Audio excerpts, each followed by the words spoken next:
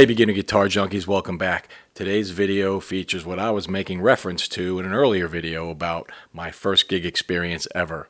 So I'm going to share with you the footage, right, that was recorded from that gig. All right, this is my first gig experience, from showing up with the gear, setting up, doing the sound check, the anticipation involved, right, all the way building up to the moment I went on stage, right, the introduction, the whole package, and then the breakdown. All right, we're going to talk about my complete experience, some of the takeaways, and pass it on to you guys. So if you ever decide you're going to gig, and maybe you're already gigging, but if it's something you're going to decide to do, some of the things that I picked up on that are essential for making sure your gig is a great experience.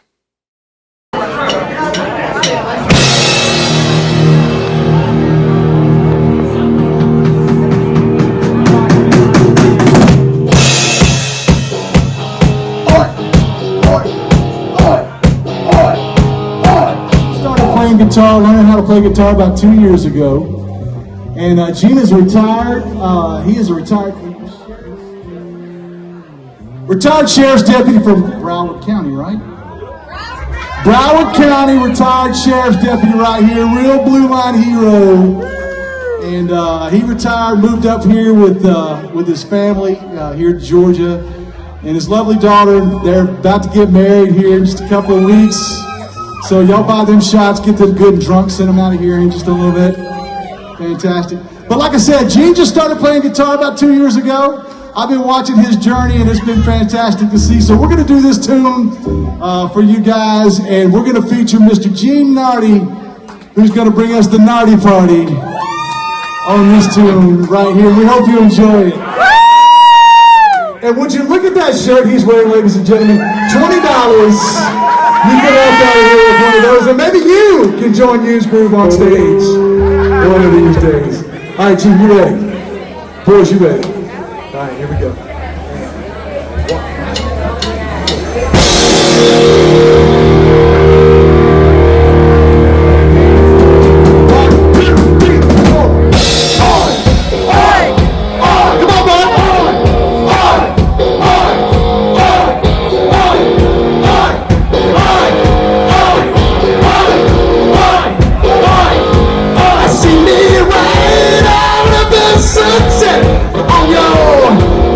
TV screen. I'm for all that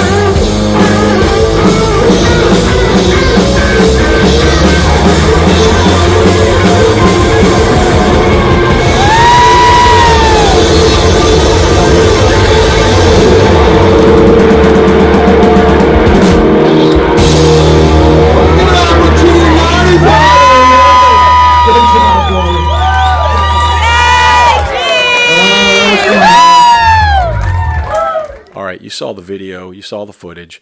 So before I get into my experience and some of the takeaways, I want to extend a huge thank you to the band. The band used Groove, 4 real pros. Mark Drake, the leader of the band, the drummer, right, the backbone of the band, the heartbeat of the band, lead guitar player Jeff Kelly, who helped me out with some great advice midweek before the gig actually took place, and some good guidance along the way when we were at the gig setting up. Bass player Mike Buckley for his guidance during the sound check, and to Julie Dolan, the keyboard player, who actually recorded the video while I played. So a huge amount of gratitude goes out to the band. 4 absolute professionals that I feel I wasn't even worthy of sharing the same stage space with those guys, but they were very supportive and we had a great time doing it. Now, let me give you the backstory, the origin. Mark and I had a conversation a week before the gig, and he asked me, basically, are you ready to play? So are you ready? And I was like, what do you mean? Ready to play a gig? He says, yeah, come out and play. Which song do you want to play? I says, well, I saw your set list. I can only play like 4 of the songs on your entire catalog, massive catalog. So we agreed on TNT. So, of course, I asked him, were you serious about that? So he was absolutely serious. He's been watching the journey, watching the footage, watching me jamming, and me and my buddy Chris, and watching our progress. And he could see it that I was ready to go, and we agreed on TNT. So when I asked him the how and the what, he said, get with Jeff. So I called Jeff, reached out to him, and we had a nice long discussion over the phone about what to bring, and all that, all the details as far as gear and everything like that. So he said, basically, whatever you're comfortable with, that's what you play with. Whatever your gear you're going to use, that's what you bring, and we will make it work. So that's what I did. And the funny part about the conversation with Jeff over the phone was he actually thought I was going to replace him, and he was going to get to take a piss break and go hang out for about 3.5 minutes. So that wasn't happening. And I said, no, dude, I'm going to be the rhythm guitar player. I'm laying down the rhythm. You're taking the lead. So the midweek anticipation began to grow, because this is a song that I learned when I first started playing, and I haven't played it, and at the time it was well over a year. So I knew I had to get some reps in to make sure that when I got on stage, I had this thing really dialed in.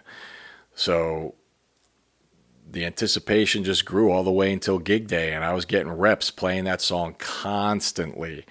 Now, one of the things that concerned me was I know that they play in E flat, Used Groove. The song is somewhere in between that and standard. So I couldn't find an E flat backing track to TNT. So I just played a basic backing track. I think it was a play-along track where the guitars are actually diminished. So, but I could hear the lead and lay down the rhythm, so it really helped. I tried to play in E flat without a track and just play through the song in E flat, and it sounded a little strange to me. So that was a concern going in until we did the sound check. Once we did the sound check and we played, everybody's playing in E flat, so we're all tuned to half step down, and it sounded fine. So that concern went away immediately once we hit the speakers and started jamming. All right, let's talk about gig day checklist. I made a checklist. I brought my own monitor, which I have the Headrush FRFR. I'm playing through the Headrush gig board. I brought my gig board. I brought both guitars. I brought my Ibanez tuned a half step down, and I brought my Jackson. Now my Jackson, because it's a Floyd Rose system, a little bit more difficult to just tune down a half step. So I just plugged in a drop tuning block in the modeler on the patch that I created for this gig. And that's the next thing I'm going to discuss. I went on ChatGPT and used ChatGPT to create a TNT Bon Scott era patch. And let me tell you, it was pretty on point. I made a couple of adjustments and it sounded really, really good. I was very happy with it. And I think the band was happy with it. And the crowd was obviously happy with it. And I'll get to that too. So going back to equipment, I brought my expression pedal too. I just brought everything that I use when I play in my basement. And bottom line is, I'd rather have it and not need it than go, man, I really wish I would have brought that because I was way too far out in Paulding County from where I live to go back and grab it. So I made sure I had it just in case I needed it. Extra picks, cables, you name it, I had it. A lot of the stuff was left in the car. Some of it was put offset of the stage just in case I needed it. I had my Ibanez standing by, but the Jackson, it performed fine. I used my Lakato wireless, performed great. I know that Jeff had an issue with his wireless and something with the monitor, so he actually plugged in. He hardwired his guitar and played through the monitor into the house, and I used my wireless and it worked fine. And the drop tuning block worked fine. So showed up early with the band, participated in the setup, got all my stuff ready, put it where it needed to be. So we started the sound check process. The sound guy showed up. He started doing his magic, putting everything together, getting us all dialed in, worked out we had a couple little tweaks, things that we had to push through that the sound guy was working on, but ultimately I played through a monitor that was right underneath the keyboard, which is where I was standing, so I could hear everything. I couldn't hear the house speakers because the stage is set behind the house speakers, so it was a little more difficult to hear your sound coming out of those speakers. You can't rely on those alone. You either have to use in-ear monitors or you got to play through a monitor on the stage, which is what I did, and it worked fine. So what we did was we played. Normally they don't play a song they're going to play in their set because there's already people in the bar, not necessarily there for the show, but they're dining and they may stick around for the show. So what they do is they play a song that's not in their set. Once in a while they do, but most of the time they don't. They did it for me because I'm the new guy and I'm there as a guest player, right? Rhythm guitar player for TNT. So we played, probably about through a third of the song, just to make sure that I was dialed in, working with them, and everything sounded good.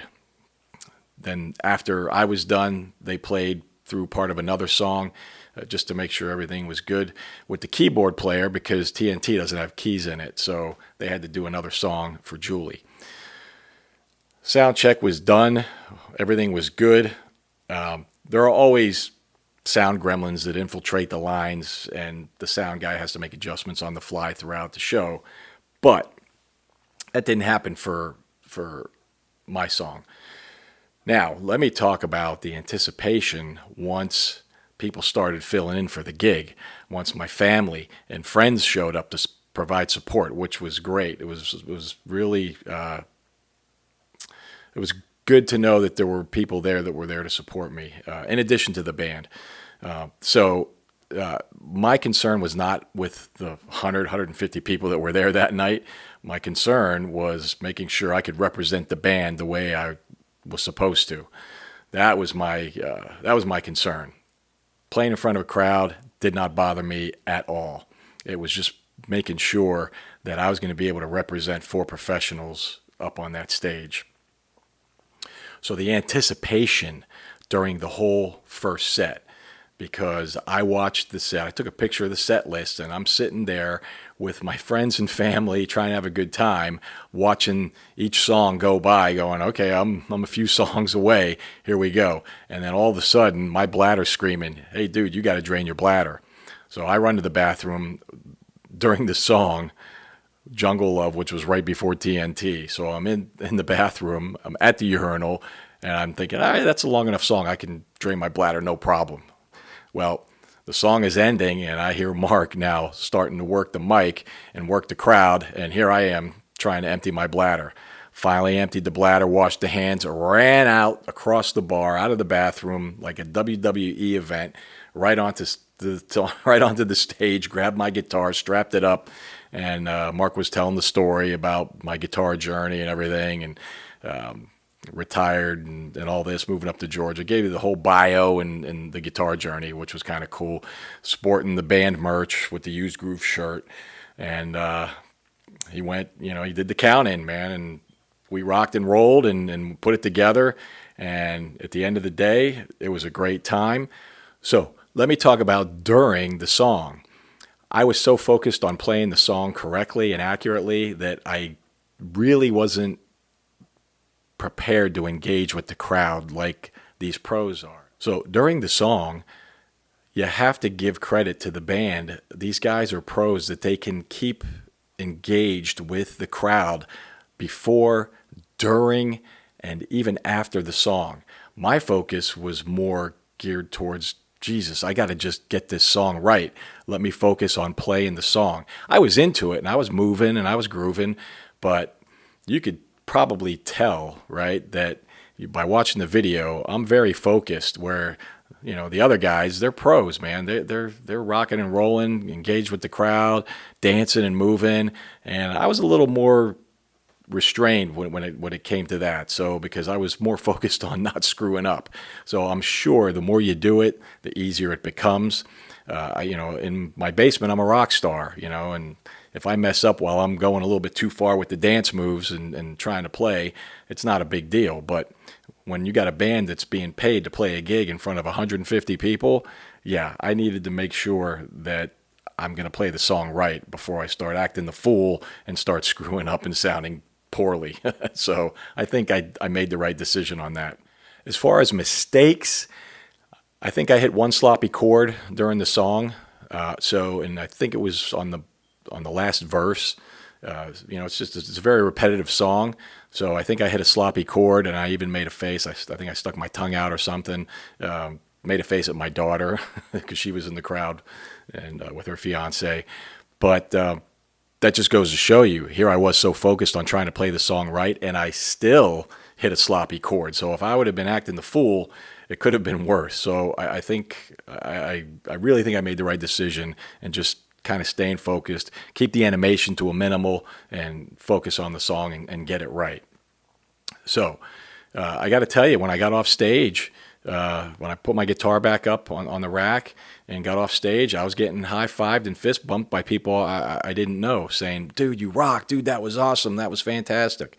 So that was a good feeling, coming off stage for one song, knowing that I'm a new player. These people now know that I'm a new player, but still fist bumping me and giving me a high five, telling me how great it sounded and how much fun it was. So that was a huge confidence builder, and it was just, it made it that much more of a epic moment for me that it's really difficult to put into words. All right, so what are the main takeaways? Well, for starters, don't stress yourself out. Don't let the anxiety build to the point where you're going to lose your mind. You got to remember, it's all to just have fun. The more you do it, the easier it gets. Next one, bring your gear. Bring it all. Because it's better to have it and not need it than to go, oh man, I should have brought that. Make your checklist and bring everything. If you don't need it, stash it away, and it's there if you do. All right. Another big one, know your material, know your songs, right? The last thing you want to do is probably attempt a new song that you've only got a few reps on. It's probably not going to be as tight as the others, and songs evolve as you get better the more you play them, right? You get so good at the song, you start hitting fills and maybe adding fills and ad-libbing stuff. But man, if you're going to be gigging in front of a big crowd or any kind of a crowd, know your material. All right, here's probably the biggest one of all. Playing with a live band as opposed to playing in your basement or your bedroom or anywhere in your house, right, in a controlled environment, right, to a backing track. Huge difference, huge difference. The backing track doesn't change, right? It's a pre-recorded backing track. You're playing with live musicians. Each musician is putting a sound together in tempo to play a song, right? In time in front of a live audience. It doesn't get any more intense than that. So the drummer is the heartbeat of the song. So you got to keep with the drummer. So it's a very intense feeling to be on stage, to hear and feel those drums. Even the bass player, the two things I heard and felt the most were the bass line, right, with the drums. It was crazy. So, man, that's a huge observation I made, playing with the band versus playing to a backing track. No matter how loud you make your backing track, it's not the same. It's just not the same. All right, the next takeaway would be maintain your catalog. right? So TNT was a song that I learned early on, probably in the first 6 months of me playing guitar. And then we started learning more songs, and we just went away from playing it. And I don't know why. And I did the rhythm. I never learned the solo. So when I asked Jeff, I said, "Do you know the solo?" He goes, "I'm going to have to do my homework." This was our midweek phone conversation. He goes, "I'm going to have to do some homework." I said, "Do you know the solo?" He goes, "Yeah, I know it," but he goes, "I'll review it." Just that, I mean, that's a 40-year guitar player, probably more than 40 years. He's just going to do some homework, and then even if he doesn't recall the whole solo note for note, he knows enough that he can hit the key points in the solo. So you go, oh, you identify the song, and you hit those key notes in the solo, and he could still wing it, and it sounds awesome. One day I hope to be able to attain that level of expertise and be able to do that. All right, last takeaway, getting the praise right after I played when I walked off stage, like people actually coming up to the stage as I walked off. I wish that would have been recorded. I got 2 high fives and a fist bump from 3 people I didn't even know. So that made me feel really good about my performance. Then, at the end of the show, when we were breaking down and everybody started leaving, I mean, I had to break all my stuff down. I got the full band experience, right? Arrival, early arrival, setup, sound check, right? Eat, wait, show time. All right, crowd's clearing out. Now you got to break down and then load your car back up, drive home, unload your car, and put everything away. Well, while we were breaking down and I was getting stuff back to my car to load up my car, people were complimenting me on the way out while I was doing the breakdown. So that was just an additional pat on the back that, man, I really needed, because at the end of the day, you're like, were those people just being nice, or were they really genuinely impressed, and did they have a good time? I will say at the end that climb, that chromatic climb, I think is what you would call it. At the end of the song, it started off, it was just a little bit off, but then we kind of dialed it in as Jeff and I worked it together. And that's the first time we've ever played it together. So I've never played in a live band before. So that is the very first experience for everything. So to be able to do it the way we did it and hit it off the way we did, I think it was an all-around success. So I'm looking forward to doing it again. We've already talked about doing it again. It's just a matter of when and where. And I'm going to try to learn maybe a couple more songs that they do, but it's going to be a while before I can do anything like that, because it's really got to be automated. They have a huge catalog, but there are 3 or 4 songs that I can play that they do. So if they do one of them and I get the opportunity again, I'll be ready. Jeff and I have already discussed one song that we wanted to do together, so hopefully that day will come, and I will post a video and share it, and hopefully somebody will record it, and we'll be able to bring it to you guys. Anyway, what a great experience. Thanks again to the band. Like and subscribe, and get those reps.